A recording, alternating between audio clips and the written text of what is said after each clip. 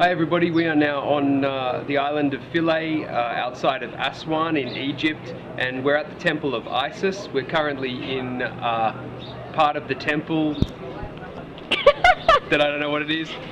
Now we're in the hall of Nectanebo. This is one of the earlier parts of the Isis temple complex, and I want to draw your attention to the wall to my left. You can see here, this is King Nectanebo. He's got a bowling pin on his head, and he is making an offering to the seated god here with the goat head. This is Khnum, the goat-headed god, and he is offering Khnum what appears to be the holy hand grenades. Again, at the hall of Nectanebo, this time on the outside, we see some very interesting friezes. Here we have King Nectanebo with the bowling pin and the feathers on his head. He's making an offering to a caste of some of the most important of Egyptian gods. Let's have a look at them. Firstly, we have Osiris. He's the god of death and the husband of Isis. Next, we have Isis herself. She's the goddess of hotness, and behind her, her son, the god Horus. He's the god with the falcon for a head.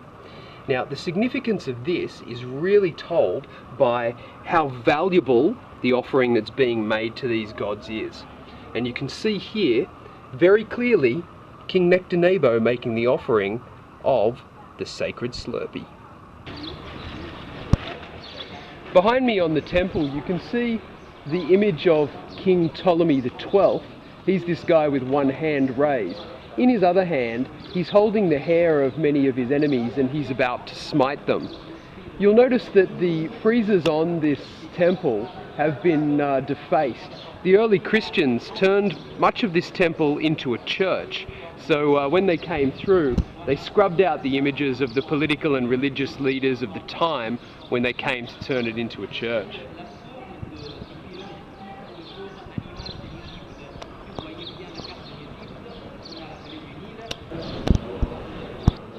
Now I'd like to draw your attention to this pillar over here. You can see that this was originally a series of ankhs, the ancient Egyptian symbol of divinity, and to deface that, they've just chucked a Coptic cross on top of there. So there you go, it's Christian now. Now we're in a different part of the temple complex, and I'd like to draw your attention to this wall.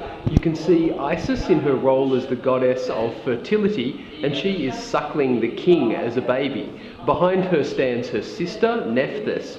As we go down the wall, you can also see the defaced image of Isis suckling the king, and he's way too old for this kind of thing by now.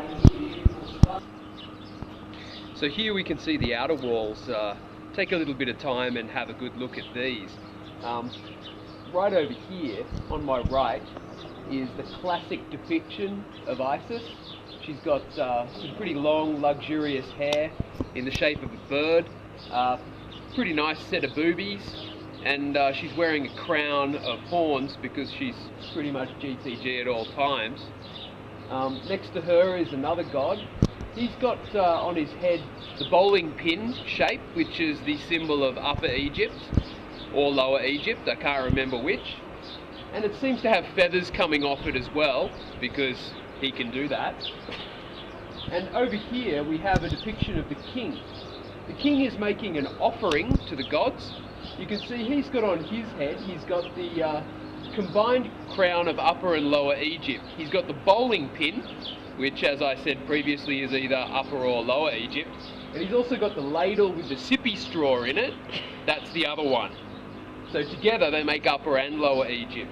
He's holding a couple of little boats here, and he's giving them to the gods. The boats are the passage of the Nile from the Upper to the Lower Egypt, so that's clearly implying the connectedness of the two empires. Over here, as we move across the wall, you can see Isis is here again, and she's still got the horny head, but she's got feathers as well, because she can. And this is Amun-Ra. He's king of the gods with the Upper and Lower Egypt.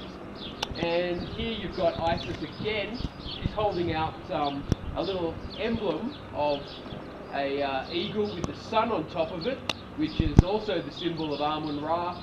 And over here we have one of the Ptolemies. He's wearing his own crown because he does whatever he wants, and he's back in action doing the smiting thing that he loves so much. I'm now standing in the kiosk of Trajan. This part of the temple complex was built in honour of Emperor Trajan. He was one of the most interesting emperors of the Roman Empire. Trajan was around a long time after Antony and Cleopatra, so the fact that he is making some offerings to the old Egyptian gods must be of quite a bit of significance. You can see down on the wall friezes over here Emperor Trajan wearing the feather crown over here, making offerings to Isis and to Amun-Ra. And further over, Trajan's wearing the crown of Upper and Lower Egypt, and he's using a trick hand to make some offerings to Osiris and Isis. So they built this kiosk. Egyptologists are not sure what Trajan used to sell out of the kiosk, possibly sacred slurpees, holy hand grenades, or parts of Syria or Mesopotamia.